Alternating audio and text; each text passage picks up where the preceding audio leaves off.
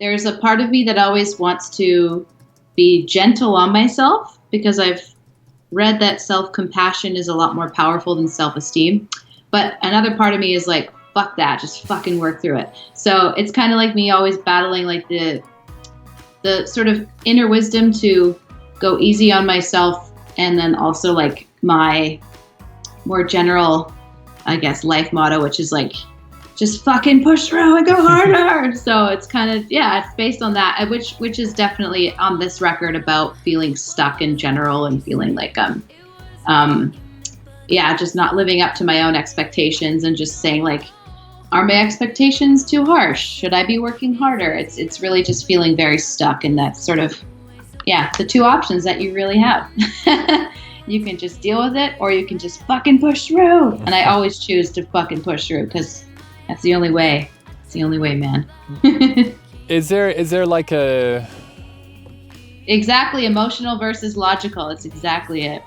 Awesome. Is there like a kind of a signal or a beacon that you recognize in yourself that kind of dilemma or that dichotomy is happening or needs to be addressed? Oh, like, is there a feeling I get when I know I'm having that dichotomy fight? It's and I haven't actually found the proper way to articulate it because it is a very visual feeling, but it's sort of, the Charlie Brown, that guy who's really messy, I don't know what his name is, the messy one with the scribble over his head. Oh, right. Is that Linus? I don't know, maybe. Yeah. Whatever that thing's name is. The scribble over its head is like how it feels to me. And that scribble is like when I'm at my least creative. So when I'm feeling uncreative, it's usually because I'm battling between the two things and I don't know. Pigpen, that's right. That's funny. But like when I'm feeling like this, I have nothing to offer because neither one of my two-sided brain can contribute. So I think that's really when I feel my most, it's a horrible feeling. And I think every creative has it where you're like, oh my God, I have too much to do yet. I don't know what to do. And I don't know how to go about doing it. Especially if you're a self-employed creative and you have the opportunity to actually like generate work, which is an amazing privilege, but it's also a funny thing where you have to sort of ask yourself, what path do I take today? Do I take the self-compassion route and sit back and be more reflective and do my note-taking and my journaling and really finding out what the root of this like lack of creativity is? Or do I just say like, get in your room, shut the fucking door, and drink 7 cups of coffee until you figure it out? And for me, it's always one or the other. It's never a combo of both. And I think a lot of my best creative work comes from when I actually just lock myself in a room with a bunch of like stimulants and just finish something. And but I am learning that self-compassion can be useful. I'm not a person that likes to go gentle on themselves. I don't fully subscribe to that because I am a fairly comfortable person, and I can usually I have room in my life to push myself, so I do. Interesting. This is probably also like a good segue into like we have a book club together, you and I. Yes, we do. When we wrapped up this record, you gave me what has been one of my favorite books of the last couple of years, Daily Rituals, How Artists Work. Can everyone see that okay? Yeah. And I think, it was such a meta gift because I'd become like super, super obsessed with routines and rituals.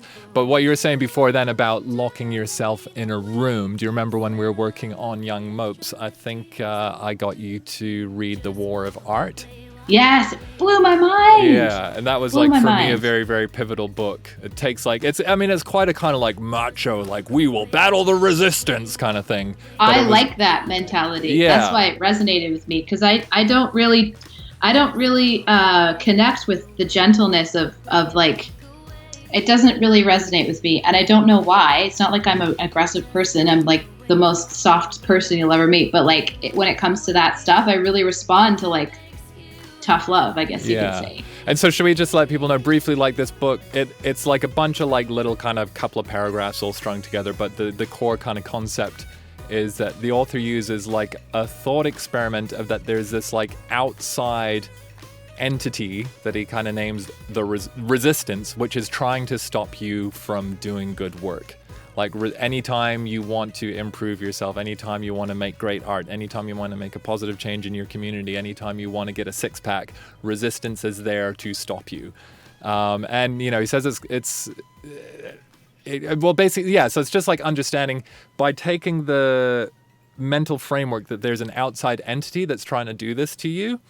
It kind of gives you this really nice tool of like, oh, I will not let resistance stop me from doing something good today. But what's the nice flip side in the book is that he also talks about creativity as being like the Greek muses. He takes the idea of like polytheistic societies where there's all these like different gods and angels and entities coming around. And if you kind of show deference to the gods, i.e. do your rituals, do your routines. In other words, what Louise is saying, like just make your damn coffee and go and sit in front of the computer or whatever and start working, then you will please the gods and they will, or they might bless you with an insight. And so it's that really nice kind of way of, I think in a way like what you were talking about before, Louise, was like that, like, the strong Scottish businesswoman kind of like became like this third entity that was guiding the process. And actually I had a really, really nice conversation with Braids a couple of weeks ago, a band from Montreal. And they were talking about how they had recently kind of had this breakthrough where they stopped thinking about the band as like, this is like an expression of me within this context, and like what can we do to be in service to this concept of Braids. So it's kind of cool hearing you just say that of being aware and trying to use that to just to spur yourself to actually do something and get some momentum. I think that's so. I could talk about that stuff too for hours, but I remember when you gave me that book in Montreal, I think we were mixing the record, the last record, Young Mopes.